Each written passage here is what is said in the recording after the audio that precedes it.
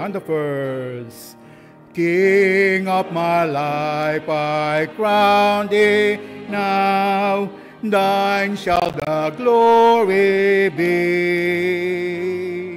Lest I forget thy thorn-crowned brow, lead me to Calvary. Lest I forget Gethsemane, lest I forget thine agony, lest I forget thy love for me, lead me to Calvary. Show me the tomb where thou wast laid, tenderly mourned and wept. Angels in robes of light arrayed guarded thee whilst thou slept.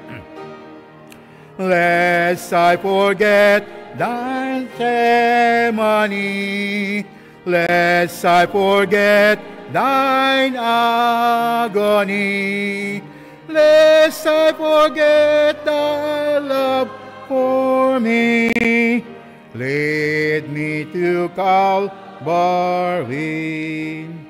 On the last stanza, let's all stand. May I be willing, Lord. Yung Calvary po, makikita natin yan in only one verse in the Bible. Okay? Yung salitang Calvary. Saan? In the book of wala siya dito ngayon eh. Luke. Okay, in the book of Luke.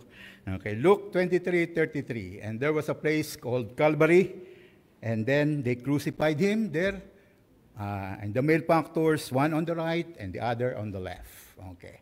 On the fourth, may I be willing, Lord, and bear daily my cross for thee.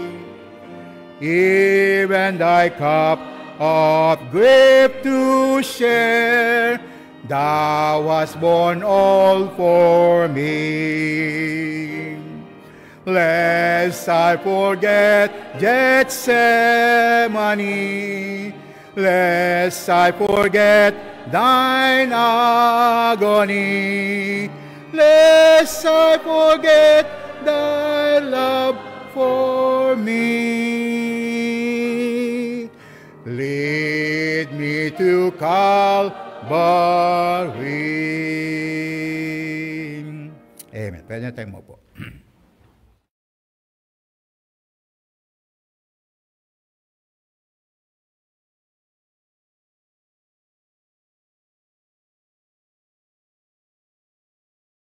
Sa inyong lahat, o hapon sa ating lahat. At binabati rin natin at welcome po yung ating mga bisita. Ano po? At naalala ko, merong, hindi ko alam kung anong relationship ninyo, pero naalala ko si Pastor Nery dito sa area ng Malabon. No? That was way back 1980 pa yon, no? Kung naalala nila. Kaibigan ni Pastor Pats. Ang Austria, ang mga kilala kong Austria naman ay either taga rito sa Mindoro, yung kilala namin na Austria. Pero kayo taga Quezon. Calawag. Calawag eh. Palawan naman. Sa Puerto o Puerto Princesa. Lord willing, makadalaw tayo dyan sa Puerto Princesa, November, no? Faithway Baptist Church kay Pastor Sani Paharilla, no? Yung head ng Pag-asa. So, pag-pray nyo. Ngayon, bago pa ako mag-preach, meron tayong mga talagang sitwasyon na kailangan natin ng mahigpit na panalangin. Na po. Si Ate Inday, Inday Lazaro, last week po ay nag-emergency. No? Alam nyo naman na may COPD siya. At nung time na tumatawag siya sa akin, sabi niya, Pastor, hindi ako makahinga. alam niyo naman kung saan sila nakatira, dyan sa may Quirino. Sabi ko, Ate Inday, tawag ka na sa 143 o 122 o 117. Kasi kailangan alam niyo yan, mga taga Quezon City, kailangan alam niyo yan. No? Ang 117 is national yan. Ang 122, Quezon City. 143, national din yan. 143 is, Red Cross. Red Cross yan. No? Red Cross. Pero ang pinakamalapit niyo na 143, I love you yun eh. Baka may pagpunta sa iyo, manliligaw yata yun. Hindi, naliligaw yata yun. Hindi, 143, Red Cross talaga. Pero alam niyo kung ano ang pwede niyong tawagan sa inyong mga lugar para mag-cater sa inyong emergency? Yung barangay niyo. Bawat barangay dito sa Quezon City, meron siyang ready na ambulance. Anong tawag dito sa barangay? Nakalimutan ko, Gilbert. Hindi, Bert, no? Barangay Emergency Response Team, no? Libre po yan. Libre ang emergency. Wala kayong babayaran sa ambulansya, no?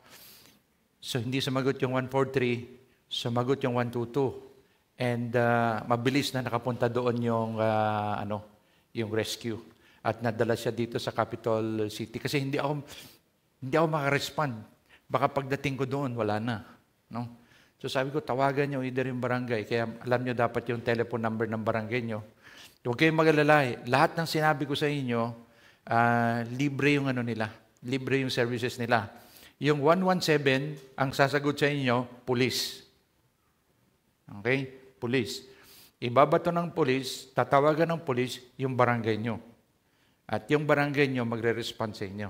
Ganun yung sistema. No? Kailangan alam nyo rin yan. So, kumbaga, kung meron kayong emergencies, Quezon City, 122 agad. No? Para makarespond sila. Huwag kayong tumawag ngayon. Walang emergency ngayon. So, si Kainday, nakakonfine sa Capital City, ngayon, marami siyang pinagdadaanan na battery of tests. No? At hindi, kumbaga sa atin, hindi maganda yung kanyang kondisyon sa kasalukuyan. Nagkaroon siya ng tinatawag na hemodialysis, hemoperfusion ang tawag, na inililinis yung kanyang dugo at nag-i-infuse sila ng oxygen sa dugo. No po? Dahil napakarami ng kanyang CO2 sa sistema ng kanyang katawan. So, mag-undergo uli siya. Ngayon, araw na to, para talagang masustain yung kanyang pangatawan. Hindi lamang yon, nagpapasalamat tayo na ang kanyang Dr. Cardio niya, Dr. Salcedo, sa Capitol. No? At nire-recommenda ni Doc, CT scan angiogram. CT angiogram, parang ganun. No? So, hindi birong mga test yun, mga kapatid. So, alam natin na mga kailangan siya ng malaking halaga para sa mga proseso na kanyang pinagdadaanan. Ngayon, meron tayong Agape Fund. No? Pero yung Agape Fund po natin is may limit lang tayo sa ating Agape Fund. Limit in the sense na for every case na meron tayong 5K na nire-release. Yan po yung napag-agrihan. Ngayon, since above yun sa kanya, ine-encourage ko para matulungan natin yung ating kapatid na kung hinipo ng Panginoon ng inyong puso na mag-designate, na po, mag-designate kayo at ilagay nyo lang doon for Ate Inday Lazaro. Okay? Available din po yung kanyang GCash. May mga, kumbaga sabihin natin, may nag-designate para sa kanya, tapos nagbigay na rin tayo doon out of the Agape Fund, out of our funds, pinadala na natin sa kanya. No? Pero marami pa. Hindi ko alam kung anong source ni Ate Inday. Alam niyo naman, nag-retire na si Ate Inday at doon siya sa bahay. Kung nag-work siya, hindi ko alam. Sa kanyang kalagayan, hindi ko alam kung makaka-work siya. No? Dahil sa kanyang kondisyon, talagang yung lumakad lang, ultimo lumakad lang, hinihingal siya. So, I-include natin siya sa prayers natin. Hindi natin nire-recommend ngayon na dumalaw ang sino man sa inyo doon. No? Dahil nasa ICU siya sa kasalukuyan. No? Ang kailangan niya ngayon ay prayer at ang pagkakasabi sa akin ay sasalinan siya ng dugo. Kailangan siya masalinan ng dugo. Pero hindi naman si Samuel nag-request na mag-ano ng dugo sa kasalukuyan.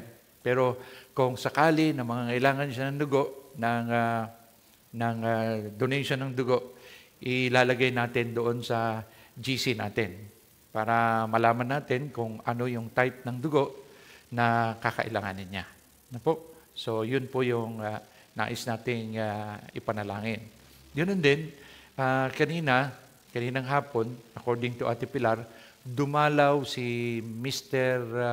And Mrs. Canlas. Si Brother Wendell at ang kanyang may bahay ay dumalaw dito para sabihin sa atin ng kanilang mahal na nanay na si ate ni Nanay Cecilia ay pumanaw na.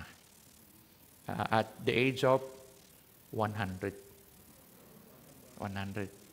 Alam nyo, napakalaking encouragement itong ni Ate Cecilia nung uma-attend siya dito sa atin. No? Diyan siya nakaupo sa bandang likuran. Kaya pag may kumalabit sa inyo dyan, ewan ko kung sino. Okay, joke lang. Very encouraging siya eh. Bakit?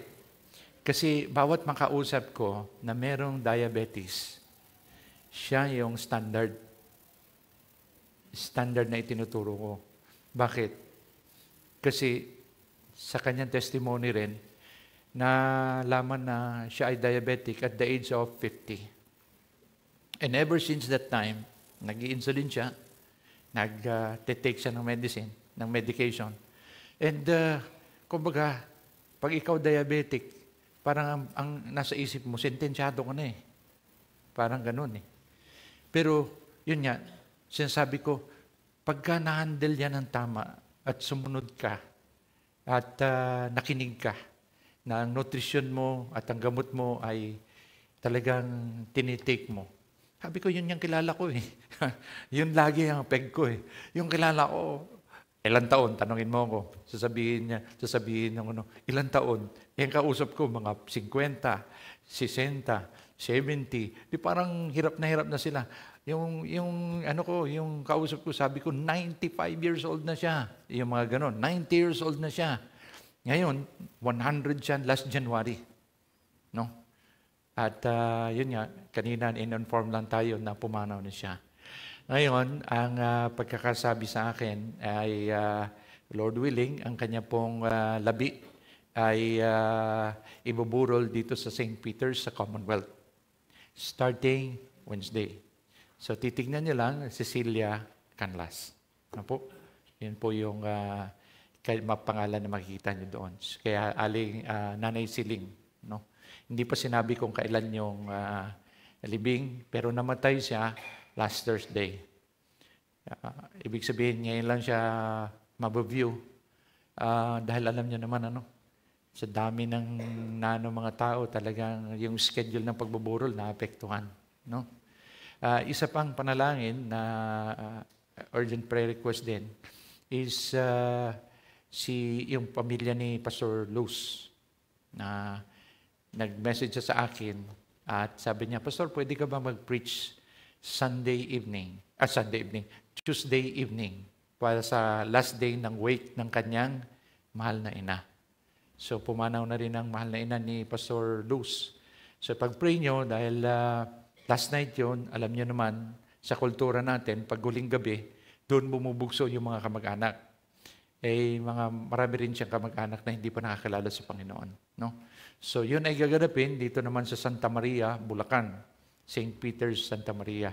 So, ang time na magpipreach ako is Tuesday, 5 p.m. No? Yun po yung ating ipanalangin. Kanina, ako po ay nag-preach doon sa Emmanuel Baptist Church sa lugar ng boundary ng Mexico at saka ng San Fernando, Pampanga. At ito po yung first anniversary nila doon sa lugar na yun. At maging yung church na pinapangunahan ni Pastor Cedric Tan, no, ay naroroon. Madami po sila. At ganun din yung work na pinangungunahan ni Pastor Joel Dairit. No? Affected nga lang ng attendance dahil lumipat po sila ng lugar. Dati doon sila sa lugar na subdivision na tinitirahan ni Pastor Dairit. Ngayon, lumipat sila sa isang lugar na medyo may kalayuan sa dati nilang lokasyon. So it will be very challenging. But it will be a challenge for them to reach out to that area because it is outside of the subdivision is a resettlement area. No? So dami talagang tao. At doon sa subdivision nila, talagang bagong subdivision ito, dumadami rin ang mga tao. So, kumbaga, yung isda na nilagay siya as fisher of man kung saan ang isda naroroon. No? So, patuloy niyo pong ipanalangin yung mga sitwasyon na yon. At ang pagbibiyahe ko po, this coming July 11, papunta po ng Bicol para doon sa men's fellowship at saka friend day ng Calvary Baptist Church sa Pili, Camarines Sur, na po kila Pastor Brunner. No? So, yun po yung mga nais ko na hiling. Sabi ko nga na inyong ipanalangin. Na po. So, wala na po tayong para po sa ating mga bisita na naririto, inform ko lang po kayo na meron po kaming Lord Supper ngayon. No? Sa Lord Supper po namin, para hindi ko na ipaliwanag mamaya, isang bugso na lang, hindi po kami yung open or closed communion na tinatawag. Kasi pag sinabi mo pong open communion, ang ibig lang sabihin nun, lahat pwedeng mag-partake. No? Hindi rin po kami closed communion, na ang ibig sabihin nito ay yung member lang namin ang pwedeng sumama.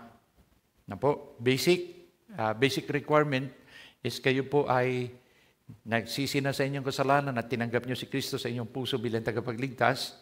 Alam nyo na si Kristo ang tanging yung pag-asa sa kaligtasan sa inyong puso. Kayo po ay nabautismohan sa pamagitan ng paglubog at kayo ay lumalakad sa Panginoon na walang namamagitang anumang kasalanang hindi panahihayag sa Kanya. Yun po yung ating basic na so you can partake. So kung ano man yung church nyo na pinanggalingan and you are a Christian, a born-again Christian who is walking in the Lord, then you can partake. Malinaw po yun. Buksan po natin ang ating mga Biblia ngayon sa aklat po ng Lucas, Luke chapter 9. What is the cost of following Christ? Ano po ang halaga? O ano po yung, baga sabihin natin, pag sinabi nating cost, halaga, value. Pero meron pang ibang, palagay ko mas magandang salita doon sa cost Parang a price to pay.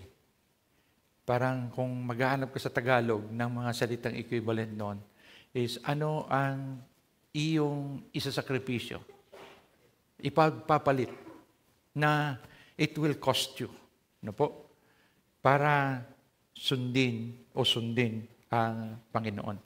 So sa Luke chapter 9, verses 18 to 27, ito po ating bibigyan ng pansin. And may I request everyone to please stand to give honor to the reading of the Word of God. No? Babasahin po natin ito ng salit-salitan at babasahin ko pong una, kayong babasa ng pangalawa, at sa bandang huli, sa verse 27, sabay-sabay po itong babasahin natin. Okay? Kung kayo po ay naroroon na, say amen. Amen.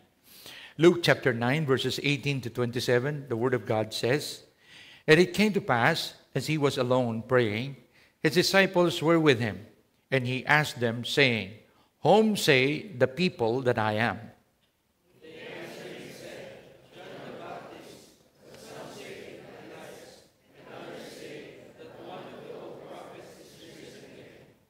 He said unto them, But whom say ye that I am?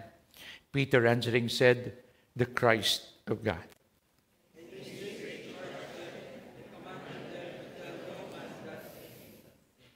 Saying, The Son of Man must suffer many things, and be rejected of the elders and chief priests and scribes, and be slain, and be raised the third day.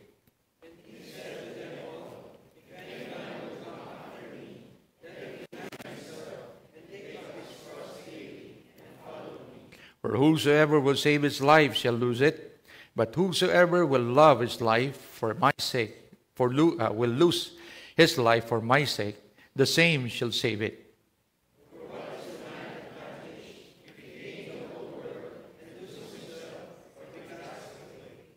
For whosoever shall be ashamed of me and my words, of him shall the Son of Man be ashamed, when he shall come in his own glory, and in his Father's and the holy angels together.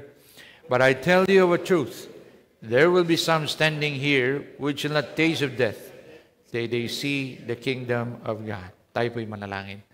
O aming Diyos na makapangyarihan sa lahat, pagpalain mo ang mga salitang ito sa aming puso, sa aming buhay. At amin pong hinihiling, Panginoon, ang kalayaan ng iyong pong banal na Espiritu na magbigay ng kaliwanagan sa aming kaisipan upang maunawaan namin ang iyong salita. Ayon po sa pangunawa na dapat naming maunawaan, nang sa gayon, Panginoon, ang aming buhay ay maiayon namin dito. Na hindi lamang kami maging tagapakinig ng iyong salita, kung hindi tagatupad din, Panginoon. At dalangin ko na kung meron man sa aming gitna na hindi pa nakakatiyak kung saan tutungo ang kanyang kaluluwa kung sakaling ang kamatay ay dumating sa kanya, panalangin ko na makita niya na hindi relihiyon ang solusyon sa kanyang hinaing, kung hindi isang tunay na relasyon sa tanging tagapagligtas at pag-asa ng bawat makasalanan. Walang iba kundi ang Panginoong Jesucristo. At panalangin ko doon sa mga kapatiran na maaaring nanghihina sa pagkakataong ito dahil sa mga pagsubok na kanilang pinagdadaanan. Mapalalahanan nawa po sila na merong nangunguna, merong nagmamasid, merong nagmamahal, nagagawa ng lahat ng paraan upang, Panginoon, ang pananampalataya ng bawat isa ay hindi panghinaan o manlumok, kung hindi maging matatag dahil ikaw, Panginoon, ang aming kalakasan at katatagan. Muli, amin pong hinihiling na anuman desisyon na gagawin namin bilang pagtalima sa iyong salita. Nawa ito'y maglapit ng aming puso sa iyo, magpatatag sa aming pananampalataya at humubog sa aming puso hanggang ang aming puso ay maging kawangis ng sa iyo. Ito po muli ang aming panalangin sa matamisong pangalan ng aming Panginoong Jesus. Amen.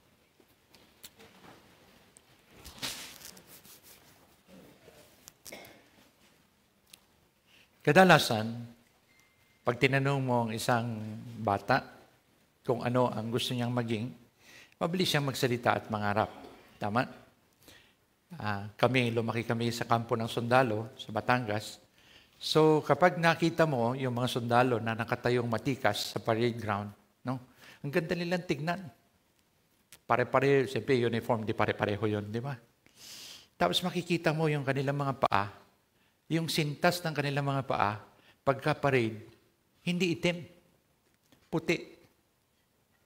Yung sintas, nakaboots sila, tapos naka-uniforme sila ng kanilang A1 na uniform. Makikita mo yung tikas nila, pagka tumayo sila, hawak nila yung kanilang baril, no? At nakatayo sila ng matikas na ganon. Pag-command nung pinaka-commander nila, sabay-sabay. At makikita mo talaga kung may iiba dahil nakalinya sila ng maganda eh. Lalo-lalo na pag nagmarcha sila, makikita mo yung cadence, ang ganda ng kanilang cadence. No? Ngayon, yung mga bata, pagka nakita ito at tinanong mo sila, gusto ko rin maging sundalo. No? Bakit? Kasi may baril. Kasi matikas. Kasi ang gandang tignan. Mga gwapo tignan. Matitikas tignan. So, tanungin mo yung mga bata nakakita ng mga sundalo, na lalo na yung pag naka-gala uniform sila, talagang talagang matikas, sabi nga natin. No?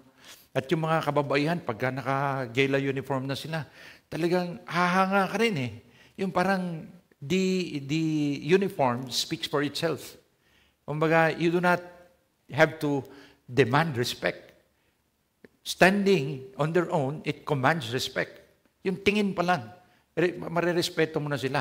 So marami ang gusto. Pagka nandun ka sa kampo, marami ang gusto maging sundalo. Tanungin mo yung bata, gusto ko maging piloto, gusto ko maging sundalo. Ang dali na niyan sabihin, what is the cost of being a soldier? Growing up, you would go to the parade ground every time there is a new trainee. Ang tawag nila doon, reception. Sabi ng mga, malapit lang kami doon Doon kami sa baryo nakatira.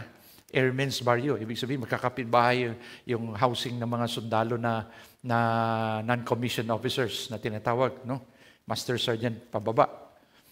Pag napakinggan namin yan, nasabihin, uy, may reception sa parade ground.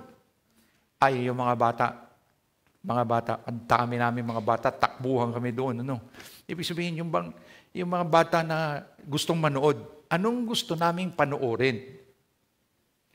Paano pahihirapan yung mga bagong recruit? Hindi ito yung reception. Uy, may reception. Anong idea nyo ng reception? Pag sinabing, uy, may reception doon sa uy, may handaan yan. Kainan ba yan? Hindi. Sa lingwahe ng mga sundalo, pag sinabi mong reception, kinatatakutan yan ng mga trainee. At kinagagalak yan ng mga instructor. Magkakasubukan. Unang araw pa lang, magkakasubukan. Pagbaba nila sa 6x6. Pagbaba nila, ang lalaking tao nakagupit na ng gupit sundalo. Walang experience sa kundi Boy Scout. Pagtayo nilang ganyan, ang liit lang ng instructor. Maliit na hindi naman kalakihan ng katawan. Makasigaw. Chin in! Produce 1 million wrinkles. Isang sabi lang. Yung hindi mo mautusan sa bahay, nauutusan. At walang pasubali na, bahala ka sa buhay mo, hindi kita kilala. Walang ganon. Pagka sinabing 1,000 wrinkles, low straight, pocket your smile. Ibig sabihin, walang ngingiti. Pagkatapos, stomach in, tiger look. Talagang nakaganon sila lahat. Pagkatapos, kakabugin na ganon. Bag! Nakaganon pa rin. Yung mukhang maton napapalag pagka ginanon mo. Wala. Ang late-late lang ng instructor, Pagkatapos, pag sinabi niya, okay, tatanggalin, remove your belt. Pag remove niya ng belt, ihuhook doon sa maleta. Kasi yung mga taga-amin, alam nila yung reception.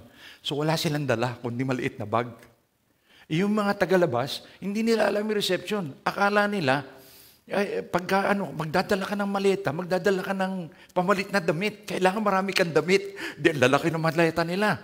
Ang gagawin, ilalagay yung belt, itatay yung belt, tapos isasabit sa leeg. Pag sasabihin ng instructor, run.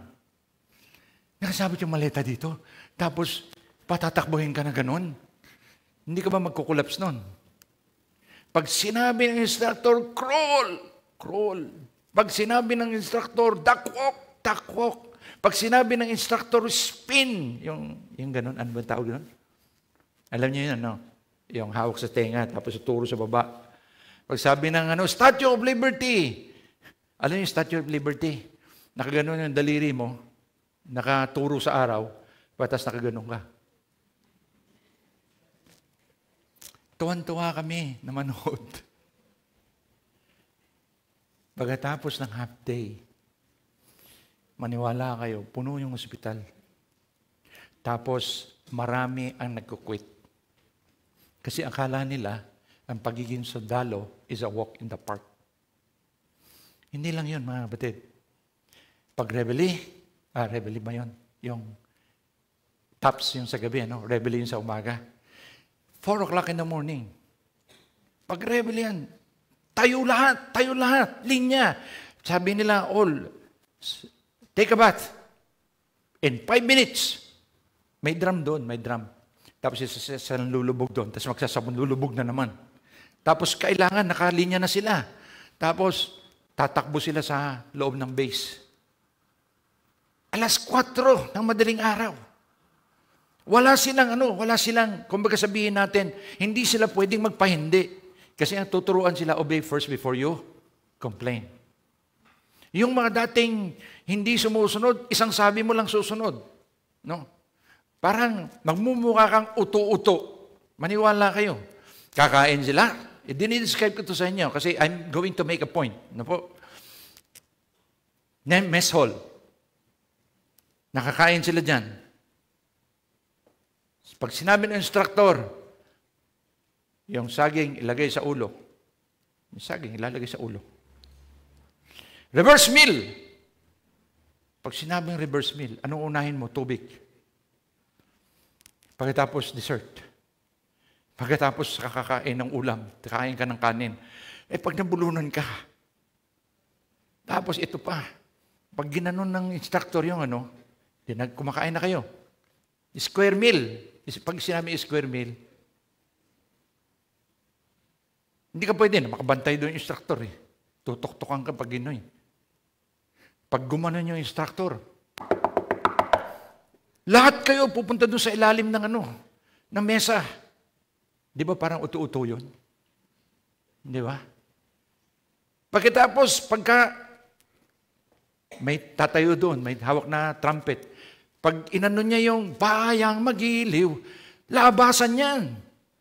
Tapos, balik na naman sa pwesto. Parang, ano ba ito? Pinagkakatuwaan. Hindi, ang tinitrain po sa kanila yung response. Na hindi sila magko-question sa mga command. Tatayo yung instructor dun sa taas ng mesa. Tapos, magkukunwari siya, hawak niya yung walis. Tatatatatatatatat! Lahat ng direksyon na nakapila, dadapayan lahat. Dadapayan lahat. Tapos, ito na naman si Torotot. Tayuan na naman sila. Tapos, ito naman yung kabilang instructor. Dapaan sila. Alam niyo, yung parang uto-uto. Kaya kami nanonood na kaganon, mga bata nanonood sa bintana. Tawa na kami ng tawa. Uto-uto talaga. Pero gusto namin magsundalo kasi hindi naman namin nararanasan yun. It seems to be, pag inano mo yung mga sundalo, na pawis na tagaktak, at pagod na, and yet uutusan ba sila? Parang, quit ka na! Ano? Uwi ka na! Uwi na! Hindi ka na ng nanay mo doon. Umiyak ka. Uwi ka na. Talagang harap-harapan. Ibig sabihin, ito yung mukha nung gaganunin ka ng instructor. Tutuyahin ka. Now, is it easy? It's not. You want to follow Christ? It's not. Kaya ang konteksto nito is the disciples were just following Christ because of a vested interest. They never quite understood what is to follow Christ. And it is nearing the time that the Lord is going to go up to Jerusalem and give His life for our redemption. Ang nasa isip ng mga apostol during that time is sino yung nasa kanan o upo at sino yung nasa kaliwa. Ilang beses na sinabi ng Panginoon sa kanila yun, pero ang kanilang isip is, yung messianic hope. Christ, in the line of David, will sit upon the throne of David and reign forevermore. It will be what? An emancipation, paglaya sa pamumuno ng mga Romano na matagal nang nananakop sa amin. Finally, siya ang uupo at maghahari siya magpakailanman. Ito si Kristo. At pag naghari siya, sino sa atin sa kanan at sa kaliwa? Si James at saka si John na nangunguna doon. Hindi si John the beloved. James and John, magkapatid sila, the sons of thunder. No? Hindi matanda yung tatay nila at nanay nila, kaya thunder. No? Pero ibig sabihin, ito mga mapusok. Ang ibig sabihin, mapusok. Ito mga taong ito, mapusok. Ngayon, isipin nyo, habang itong pangyayaring ito, nandoon sila sa Caesarea, galing sila sa kabilang ibayo, tumungo sila sa Caesarea, at pagkatapos nakikita nila yung mga altar sa mga Diyos-Diyosan habang sila'y lumalakad. At humahanga sila doon sa mga bagay na yun. And sabi niya, eto sinasabi nila sa Diyos na ito, ito sinasabi nila sa Diyos na ito. Ginamit ng Panginoon yon as an object lesson. Now, sabi ng Panginoon sa kanila, and this is recorded in chapter 16 also of Matthew. And sabi niya, whom say the people that I am? Ano ang pagkakilala ng tao sa akin? Ano ba sinasabi? What is my reputation among the people? Sabi nila, ikaw daw yung isa sa mga propeta. Ikaw daw si John, nabuhay ka lang daw. Ikaw daw si Jeremiah, o isa sa mga propeta. Sabi ng Panginoon, kayo, ano naman ang pagkakilala nyo sa akin? Di ba, pareho rin tayo, no? Ano yung sinasabi ng tao patungkol sa pananampalataya mo? Born again ka. Pero ano naman ang pananampalataya mo talaga? Sabi ni Peter, which is a complete rendition, here, ang sabi ni Luke is, yung sagot ni Peter ay ito. Sabi niya,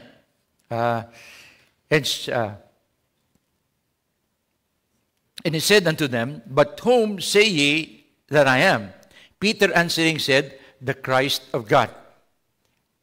Yun yung recorded ni Luke. The Christ of God. Ang Kristo, o ang pinahinan ng langis, na galing sa Diyos, of God. Pero mas matindi yung sinabi kay Matthew, thou art the Christ, the Son of the living God. Sabi ng Panginoon, Peter, sabi niya, flesh and blood does not reveal this to you, but my Father who is in heaven. Talagang ang ganda ng pagkakasabi, pagkakalatag ni Peter. Pero tanong, ang dali ni Peter sabihin yun, pero totoo bang kilala na nila ang Panginoon? Dahil sabi ng Panginoon sa kanila, tinan niyo yung pagkakasunod-sunod daw, which is not recorded in Luke, no? And straightly charged them and commanded them to tell no man that thing, saying, the Son of Man must suffer many things and be rejected of the elders and the chief priests and scribes and be slain and be raised the third day. Anong ginawa? Hindi recorded dito sa Luke, pero ang ginawa ni Peter, hinila niya ang Panginoon sa tabi and began to rebuke him. Hindi yan mangyayari sa iyo. Well, I don't know what is going on in the mind of Peter. Their hopes are going to be dashed because if Christ died, paano na mangyayari sa kanila? Tama? Paano na mangyayari sa kanila if Christ died? Lahat ng kanilang pag-asa na magkaroon ng posisyon sa kaharian ng Panginoon, wala na. Kasi ang naiisip nila, they were thinking that they are going to be occupying a place of authority close to the throne of the Messiah, who is supposed to be seated at the throne of David, emancipating the whole nation of Israel from the powers that be, which is Rome. Yun yung tinatawag na Messianic hope. So nakikita nyo, pareho rin tayo ng mga apostol noon. Hindi kompleto yung ating kaalaman. At dahil hindi kompleto ang ating kaalaman, tayo mismo nagiging hadlang sa plano ng Diyos. Andyan na ang Panginoon. Nasa harapan na nila ang Panginoon. They are hearing the absolute truth that God is trying to communicate to them. This is the very Christ. And yet, they are so clouded with their plans in life. Meron silang sariling plano. Hindi nila makita yung master's plan dahil meron silang kani-kanyang master plan. At yung master plan nila, hindi tumutugma doon sa plano ng Diyos. Kaya sabi ni Peter, halika nga dito, Panginoon, huwag mo sasabihin yan. Hindi mangyayari yan sa iyo. Which is, kay Peter siguro, wag na naman tinahusgahan ng maigi si Peter dahil talagang kung ano man sabihin ni Peter, taos puso yun. Ayaw niya may mangyaring masama sa kanyang Panginoon. No? Kasi totoo, naniniwala ko doon. Sino, nung pumunta sila sa garden ng Gethsemane, sino yung handang mamatay para kay Kristo? Si Pedro. Bakit? nung dadakpin na ang Panginoong Hesukristo, siya yung kumuha ng espada. Tinigpas niya yung ulo ni Malchus. Nakailag lang si Malchus eh. Isipin nyo, paano pag titigpasin ka sa ulo, anong tendency mo? Either gumanon ka o tumagilid kang ganon. Tama? Malamang, hindi ganon. Kasi ganon ang tira nun eh. Pag ganon ang tira ng sword, ang tendency niya, gumanon siya. Sa pool, tanggal yung tenga niya. Sabi ng Panginoon, ibalik mo sa kaluban o sheath yung iyong espada. Siya na mabuhay sa espada ay mamamatay din sa espada. Kinuha ng Panginoon yung tenga. Hindi ko alam paano niya kinabit. Sana nandun si Doc. Hindi, kinabit niya eh.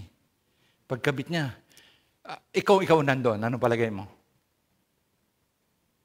Hindi ka ba hahanga? And yet, doon sa daan pa lang, papunta ng Gethsemane, doon pa lang sa mesa, sa Last Supper, nagdidebate na sila kung sino yung mangunguna. Kaya nga hinugasan ng Panginoon yung mga paa nila para ipakita, sabi niya, ito ay gagawin nyo sa isa't isa at sa mga taong inyong pangungunahan. Dahil ang gumagawa lang noon na maghugas ng paa, alipin lang. So you see, you are like them. We do not understand everything. But the Lord is so patient. He is trying to communicate His word for our understanding. So we could live accordingly. Tama? Tama yung response natin. Kung hindi mo kasi maintindihan, gagawa ka ng mga bagay na maaaring hindi na naayon sa pamamaraan ng Panginoon. So nung sabihin ni Peter, wag nawang mangyari yan sa iyo, anong sabi ng Panginoon sa kanya? Get thee behind me, Satan. Thou savorest not the things that are of God, but the things that are of man. Kanina lang pinuri niya si Pedro. Sabi niya, thou art Peter, and upon this rock I will build my church, and the gates of hell shall not prevail against it. Ngayon, nung akala ni Peter, okay yung sinabi niya. Nakikita mo ba? Hindi si Peter ang kausap niya, si Satan talaga. Because Satan is manipulating the mind and heart of Peter. Hindi naman nagpapakita ang demonyo eh. Hindi nagmamanifest ang demonyo. Nakikita mo lang ang presensya ng demonyo. Bakit? Sapagkat salungat sa kalooban ng Panginoon ang gustong mangyari. Tama? So, nakikita nyo ba na ang kalagayan ng mga apostol noon at sa atin ay parehas lang? Parehas lang tayong mga tao na kapag nakapakinig, may kanya-kanya tayong mga agenda at pangunawa. Pero absolute truth comes from the Lord. So dito, ang ginawa ng Panginoon sa kanila, nung nagtatalo-talo sila, gustong iparating ng Panginoon sa kanila kung ano yung pagsunod. Ano yung pagsunod sa Kanya? And He said to them, if any man will come after me, let him deny himself, take up his cross daily, and follow me.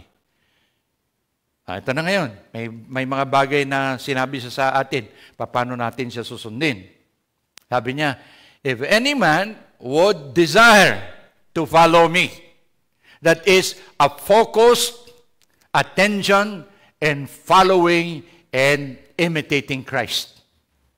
If anyone would want to follow me or desires to follow me, let him deny himself, take up his cross, and follow me. You know, when I tried to search for the word deny, where it was used, I saw it in the case of Peter. Di ba sabi ng Panginoon, nung tanungin ng Panginoon si Peter, daw mga disipulo, sabi niya, aakyat ako, papunta sa Jerusalem, uhulihin ako ng mga matatanda at ng mga eskriba, at ako'y papatayin nila. Sabi na, hindi mangyayari yan sa iyo. At saka hindi ka namin iiwan. Sabi ng Panginoon.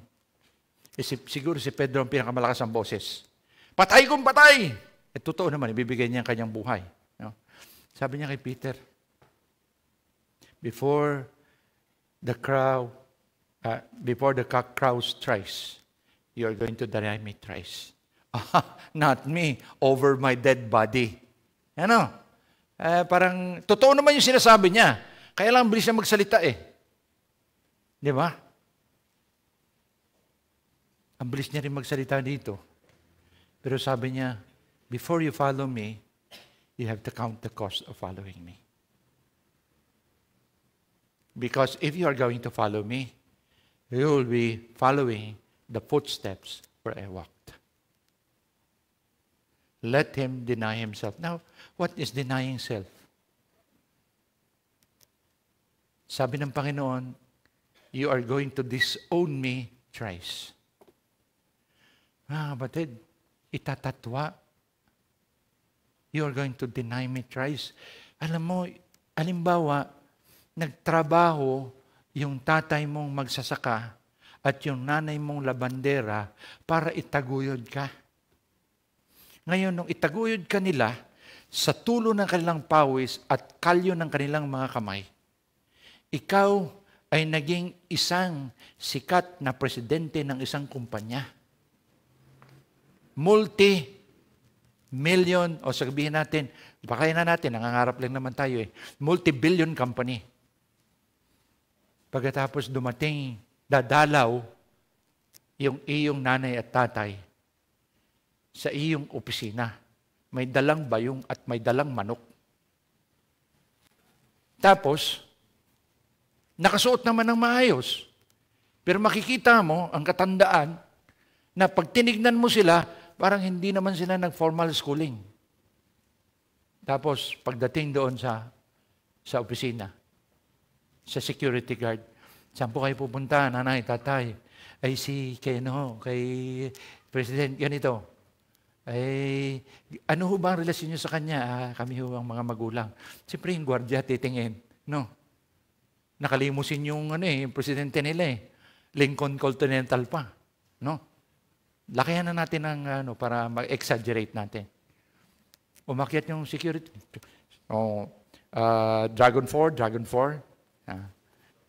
Nasaan siya, Pagdating doon sa secretary, sir, may naghahanap daw sa inyo dyan. 2 matanda, may dalang bayong at may dalang manok. Ang pangalan ho ay ganito. Yung presidente na anak, sabi, siyempre, kilala niya. Huwag mo papasukin. Dami kong bisita dito ng mga Ang dami kong bisita dito. Nasa meeting ako. Huwag mo muna silang papasukin. Actually, hindi ko sila kilala. Kung ikaw na magulang na pakinggan mo yon, anong pakiramdam? Para kang pinatay ng 1,000 beses. Tama, Parang itinatwa ka.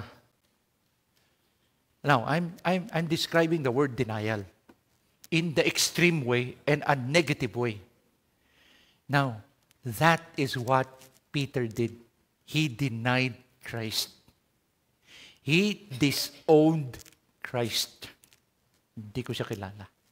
And not once, not twice, but thrice.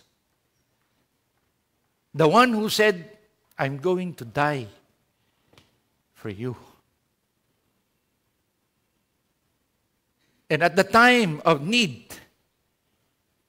at a time that his faith is going to be tried, he took hold of his life more than him recognizing Christ. Now, if that transfers into self, anong ibig sabihin nito? Deny yourself. How would we able to fathom denial of self? Now, let's turn to Philippians chapter 2.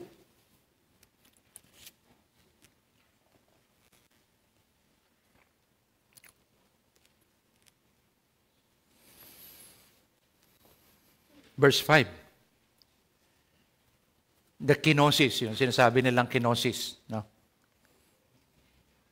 when Christ took the form of a man. Let this mind be in you, which was also in Christ Jesus, who being in the very form of God, very form of God, God in the flesh, na po. Anong sabi dito? Thought it not robbery to be equal with God, but made himself of no, that is self-denial. He can claim the throne in heaven. He can flaunt the riches of heaven and how rich he is. He can tell all the people of his glories in heaven and who he is, literally. That he is being worshipped and adored in heaven. And out of what he says, he is going to what? Make all things happen at his word. But he never did. Denying yourself is not lifting up yourself. Denying yourself is not calling attention to self. Denying self is not calling attention to self, but pointing your life to Christ. Hindi yung lahat yung accolades na tinatawag, yung papuri. No? Sabi nga ni Pablo, anong sabi ni Pablo? I count all things but dung. Lahat daw ng ginawa niya, maganda sa pananaw ng tao. Sabi niya, ito ay, huwag na natin i-translate, kakain na tayo mamaya. Ano? Dung. How far and loathsome can you go? Sabi niya, hindi ko maibilang yan. Ito ang tingin ko. Tingin nyo, ginto yan. Tingin ko, ito yan. I count all things but dung. For the joy of knowing Christ. Denying self is not calling attention to self. It is a decision that you should do. That it is not to call attention to self, but to exalt Christ and glorify Christ in your life. Denying self is considering yourself to be dead. Kaya nga sabi ni Paul, I am crucified with Christ. When Christ died on the cross, was it forced upon him? No one forced Christ to give himself to die for our sins. Tinulak ba siya? Pinilit ba siya? Kinu-urge ba siya ng Ama? O, anak, pumunta ka sa krus para sa kaligtasan ng mga tao. Hindi. Ang sabi ng Biblia, He gave Himself. That means nobody forced Him. It was His choice to die on the cross. Although, kaya niyang ubusin tayo, tanggalin niya ang hangin, patay lahat ng nabubuhay. But what did He do? He denied Himself of that. Instead, He chose to take the form of a servant. A lowly servant. Sabi nga nila, sa barko, merong tier ng servant eh. Alam niyo yung description dito ng servant, doon sa pinakamababa. Pag nag-poops yung nasa taas, pag nagdumi yung sa taas, pupunta yan doon sa pinakababa. At sila yung under-rower na tinatawag. Can you see? I mean, he was not calling attention to self. He took the form of servant. What will you take? The form of a manager, the form of the king, the life of a king, or would you rather choose the life of a servant? If you are a follower of Christ, who are you serving? Sabi ng Panginoon, I came not to be ministered unto, but to minister. Ang tawag nga doon is deacon, diakonos. Sabi nga, we do not, para maintindihan niyo lang yung word na deacon, sabi ng Panginoon, sabi nung naghahanap sila ng deacon, sabi niya, it's not good for us to exchange prayer and the word into serving tables. Serving tables. Sino nagsiserve sa table? Waiter. Yung literal na ibig sabihin ng deacon is waiter. They are there to serve. Pumunta kayo sa restaurant. Yung waiter, dati mga waiter, merong mga tawag dito, tuwalya. No? Tawilit. Pagkatas na ganyang waiter. Pagpasok, sir, di ba, ina-anticipate nila. Tama? Tinuturo ka nila sa magandang lugar, sir, how can I help? What's your order, sir? Di ba? Ganun agad. Pagkatapos, pag kailangan ito, takbo agad, lagay ng tubig. Kailangan mo na agad, takbo agad. Ibig sabihin, they make the customer feel comfortable and accepted. Di ba? Welcome. Sabi nga natin. Is that how we feel when we serve Christ? You look at other people and think, how can I be of service to them?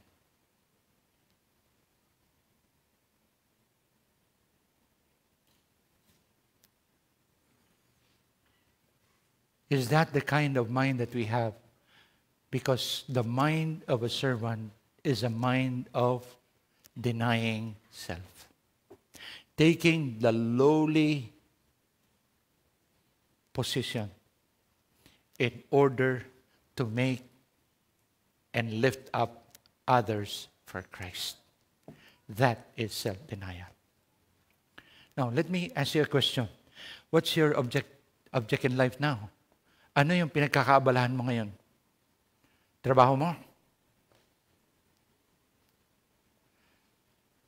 Pag sabi ni boss,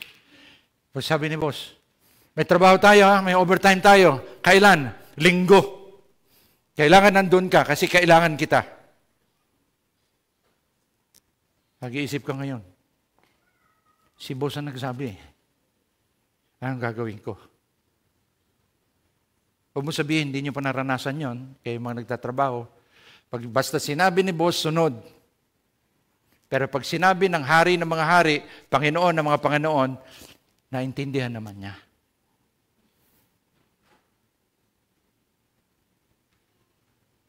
Ba't tayo natatakot to make a stand? And just say.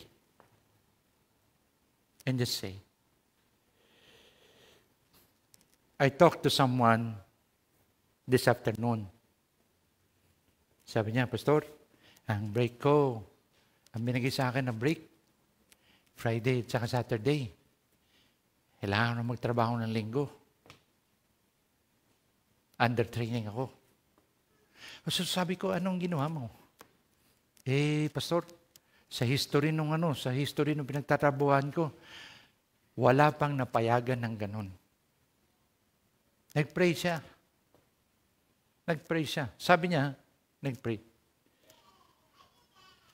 Kinausap niya yung gagawa ng desisyon. You know what happened? Nilipat yung break niya, Sabado, Linggo. Di nandun siya sa church. Magsalita kayo. Hindi sila ang Diyos. Kayo. Sinasabi ko nga sa inyo, may mga trabaho na nagde-demand talaga si Doc Sam. No? Pag sinabi nung Doc, may emergency rito. Kailangan operahan agad. Pasyente mo to. Kaya mo siya maghintay, tapusin ko mo ito service. Pwede ba yun? Nakaupo si General dito. Wala tayong General, kunyari. General, inaatake yung kampo. Anong gagawin namin dito? Sandali, nagpipreach pa si Pastor, mahabang mag-preach to. Nagkakaputukan na. Hindi pa baka Ibig sabihin, may mga trabaho talaga that demands. Diba? To work on that day. Pero ang kasalanan dito is if you forsake, deliberate yun. Ibig sabihin, na plano mo yung bokasyon mo, pero tinapat mo ng linggo. Di ba masaklap yun? Parang sinasabi mo sa Panginoon, hindi ka masyadong importante, Panginoon, kaya importante ito. It's only a day. It's not your life. You're not even asking, God is not even asking for you to dive in His place. What will you give up in order to please Him? That is the question. What is your priority in life? Gagawin mo lahat ng bagay para matuwa ang ibang mga tao. Gagawin mo rin ba lahat ng bagay para matuwa ang Diyos? Gagawin mo at ibibigay ang iyong lakas, talento sa lahat para ikaw'y umunlad sa iyong kumpanya. Sa pag-unlad mo ng Kristiyano, ibinibigay mo rin ba ang iyong buong puso at buong lakas at buong talento para kilalanin si Kristo? Sabi ni Pablo, I count all things but dung that I may know Christ. Because when you come to that point, you would understand what I'm saying. I haven't come to that point. I am trying to, as you are.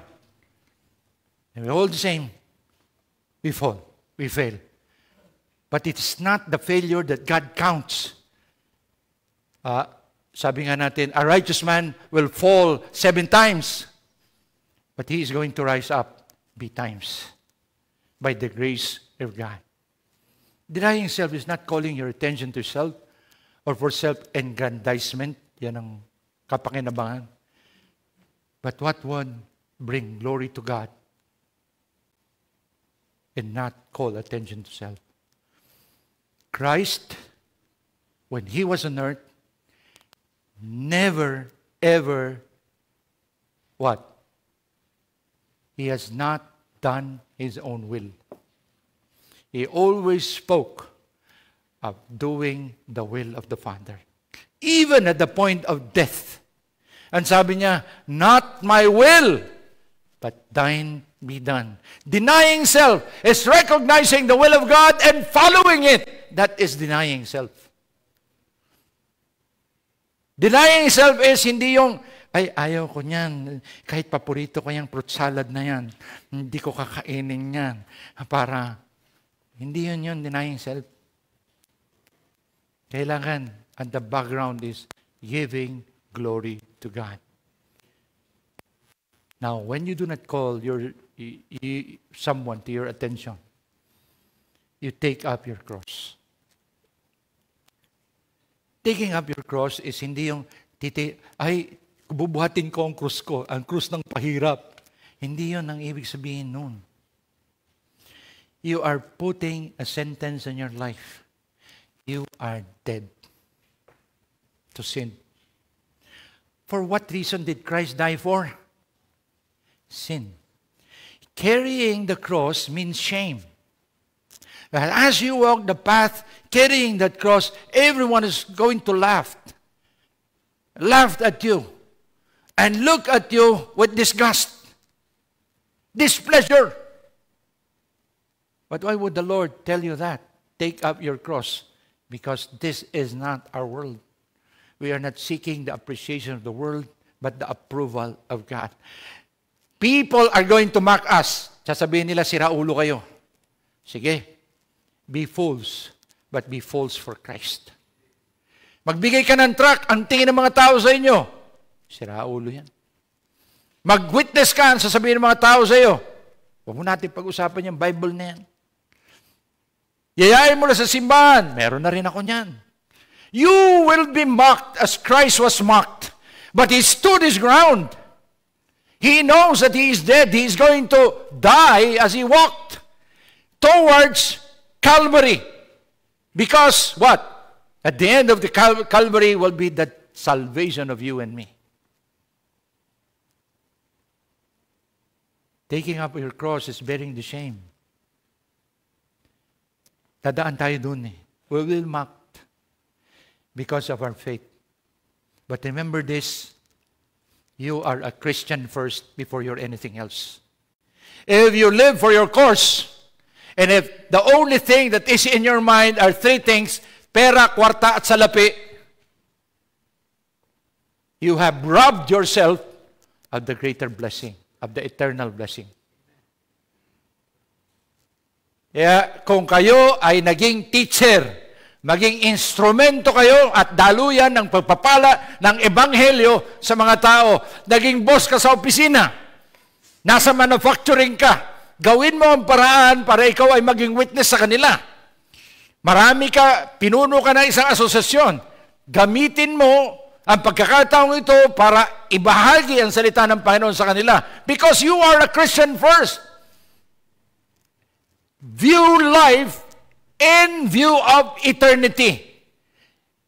You cannot take all your diplomas in heaven. You cannot take all your honors in heaven and present it to Christ. Lord, graduate ako. Summa cum laude ako, 1.0. Pagdating mo doon, sabi ng Panginoon, 0 ka naman sa akin. Sumalangit ka. Hindi ka summa cum laude. No. Ibig sabihin, what will you seek? A man on the cross seek not the honor of man. But he will be walking that way because he knows that joy will be in the end. Anong sabi sa Hebrews chapter 12 verses 1 and 2? Oh, for the joy that was before him, endured the cross, despising the shame. To follow Christ is to count the cost, not to call to self. I am a dying man. I am crucified with Christ. Nevertheless, I live. Yet not I, but Christ liveth in me. And the life that I live in the flesh, I live by the faith of the Son of God, who loved me and gave himself for me. Your life is not your own. Know ye not that your body is a temple of the Holy Spirit, whom you have of God, and ye are not your own? Therefore, glorify God in your body and in your spirit, which are God's. You do not just follow, you follow Christ. Deny yourself. Take up your cross, the shame and the sentence of death to self, and follow him. Imitate Christ. You may not live to see the day that you have a house, a car, a home, or the richness of life and the comforts of life. But that will not be the measure of success before God. What God wants to see from us is just one thing. That when he comes, you will be found faithful, full of faith. Faith does not float in the air. Faith rests on a very foundation, which is Christ. Follow him will cost you.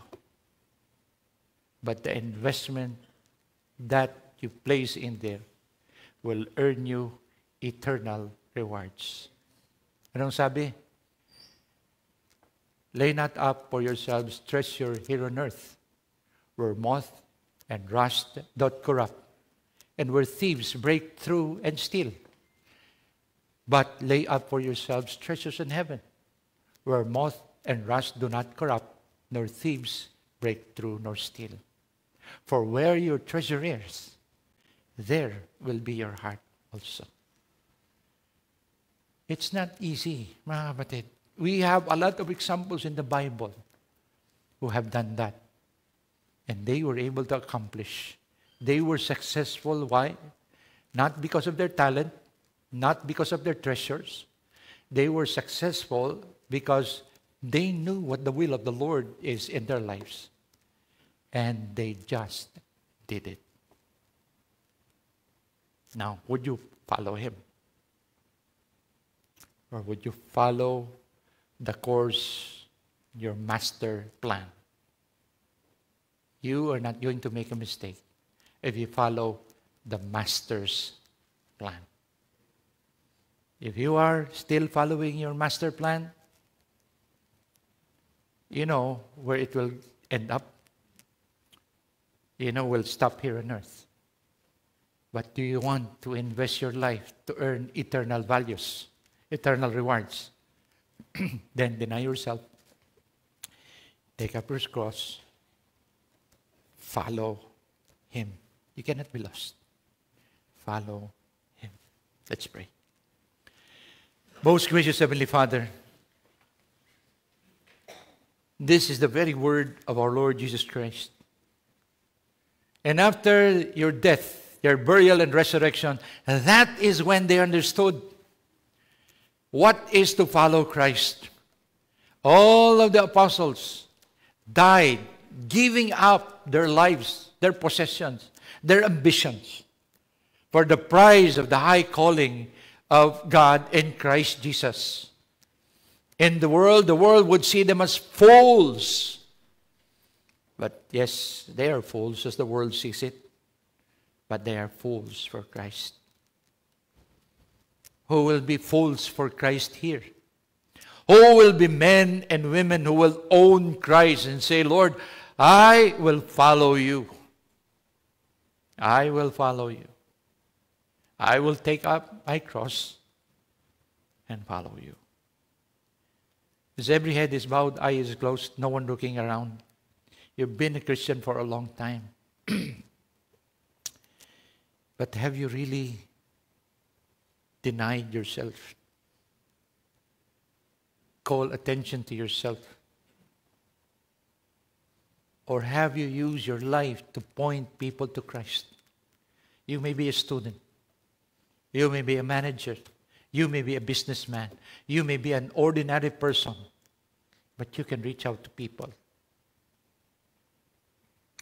Paul's greatest ambition is to know Christ and make Him known. Christ's greatest ambition is to make His Father known. Even Solomon, at the end of his life, says to follow and obey His commandments. What is yours? Would you follow Christ? Maybe tonight you would say, Lord, if that is the cost of following you, by your grace, I will follow. By your grace, I will follow. Lord, I think I've been so engrossed with my plans, my ambitions. I have so laid down my master plan, I forgot and neglected the master's plan. I have robbed myself of eternal rewards, and I let myself be caught in that trap. To seek the acknowledging of man, the praises of man. But Lord, now, what I seek is only one, to be approved of God. Lord, teach me. Let me learn how to follow Thee. If that is your prayer this evening, I would like to pray for you. Can you raise up your hand, please?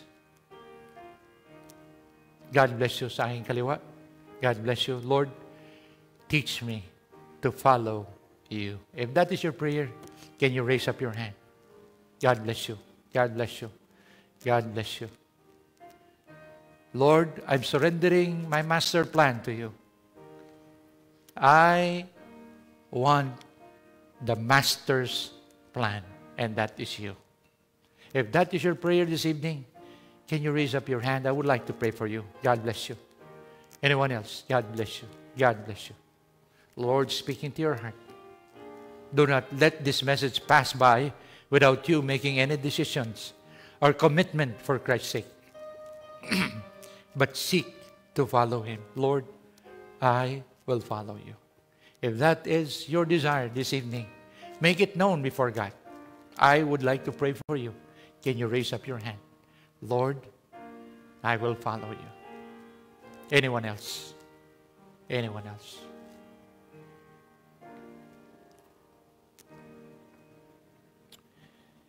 Most gracious Heavenly Father, again, we commit our hearts to you. You've seen the hands that have been raised. They have raised their hearts to you, dear God. Lord, I believe it's a tall order. It is totally difficult. That's why we submit to you, dear God, because, Lord, your grace will be always sufficient, so that when we can't do it, Lord, when we are weak, then we are strong in thee. When you promise, but my grace is sufficient unto thee, and my strength is made perfect or complete in your weakness. That is not just a promise to the Apostle Paul. That is a promise for us. Your grace will be sufficient. And so, Lord, I pray for those who have lifted up their hearts, have mercy upon us. And may we know of thy grace, and may it be the words that is in our mouth to say, I can do all things through Christ, which strengtheneth me. We submit our hearts to you, dear God. In Jesus' most precious name we pray. Amen. Let us now prepare for the Lord's Supper.